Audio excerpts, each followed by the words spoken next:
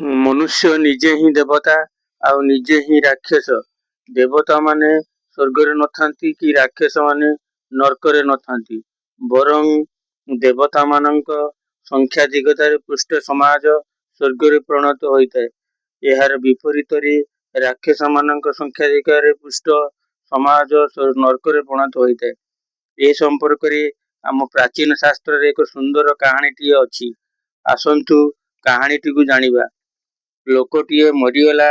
ଯମରାଜ ତାକୁ ପଚାରିଲେ, ତୁ ସ୍ୱର୍ଗକୁ ନା ନର୍କକୁ ଯିବା ପାଇଁ ଚାହୁଁଛୁ?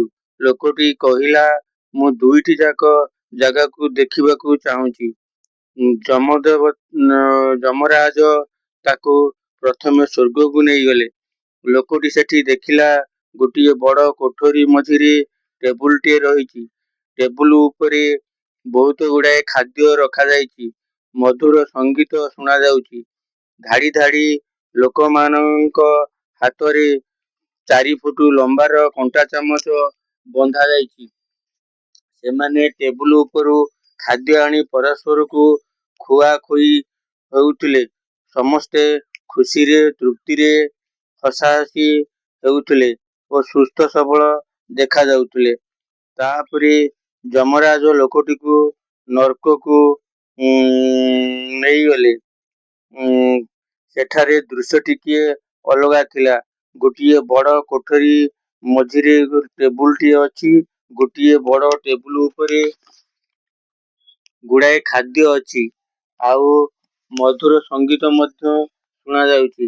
ସେମିତି ଧାଡ଼ି ଧାଡ଼ି ଲୋକଙ୍କ ହାତରେ 4 ଫୁଟ ଲମ୍ବାର କଣ୍ଟା ଚାମଚ ବନ୍ଧା ଯାଇଛି। କିନ୍ତୁ ଏଠି ସ୍ୱର୍ଗର ବିପରୀତ ଦୃଶ୍ୟ ଥିଲା। ସେ ଦେଖିଲା ଶୁଖିଲା ମୁହଁ ନେଇ ମନ ଦୁଃଖରେ ଧାଡ଼ି ଧାଡ଼ି ଲୋକମାନେ ଠିଆ ହୋଇଛନ୍ତି। ସେମାନେ ଟେବୁଲ ଉପରୁ ଖାଦ୍ୟ ଆଣି ଖାଇବା ପାଇଁ ଚେଷ୍ଟା କରୁଛନ୍ତି। ଆଖି ଆଗରେ ମେଞ୍ଚା ମେଞ୍ଚା ଖାଦ୍ୟ ଅଛି। ପେଟରେ ଭୋକ ଅଛି, କିନ୍ତୁ ଖାଇପାରୁ ନାହାନ୍ତି। କାହିଁକି ଜାଣିଛନ୍ତି? ଏଠି ଲୋକମାନେ କେବଳ ନିଜ କଥା ହିଁ ଭାବୁଛନ୍ତି। ଏକୁଟିଆ ନିଜେ ଭଲରେ ରହିବା କଥା ଚିନ୍ତା କରନ୍ତି। ନିଜେ ବଞ୍ଚିଲେ ବାପର ନାଁ ଭାବୁଥିବା ଲୋକମାନେ କେବେବି ସୁଖ ଶାନ୍ତିରେ ରହିପାରନ୍ତି ନାହିଁ। ଆମ ଜୀବନ କ୍ଷେତ୍ରରେ ଏହି କଥା ବି ସତ୍ୟ।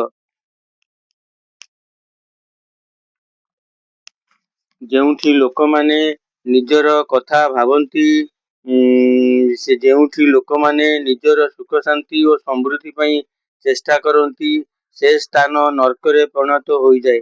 ସେଠି ଲୋକମାନେ ସମସ୍ତେ ଦୁଃଖ ଅଶାନ୍ତି ଭୋଗ କରୁଥାନ୍ତି। ଏହାର ବିପରୀତରେ ଯେଉଁଠି ସମାଜ ବା ରାଷ୍ଟ୍ରର ଲୋକମାନଙ୍କ ମଧ୍ୟରେ ପରସ୍ପର ସହଯୋଗ ଭାବନା ଥାଏ, ସେ ସମାଜ ବା ରାଷ୍ଟ୍ର ଆପେ ଆପେ ସ୍ୱର୍ଗରେ ପରିଣତ ହୋଇଯାଏ।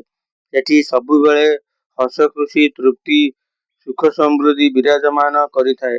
ହସ ଖୁସି ତୃପ୍ତି ସୁଖ ସମୃଦ୍ଧି ପାଇଁ ଆଉ ସ୍ୱର୍ଗକୁ ଖୋଜିବାକୁ ପଡ଼େ ନାହିଁ।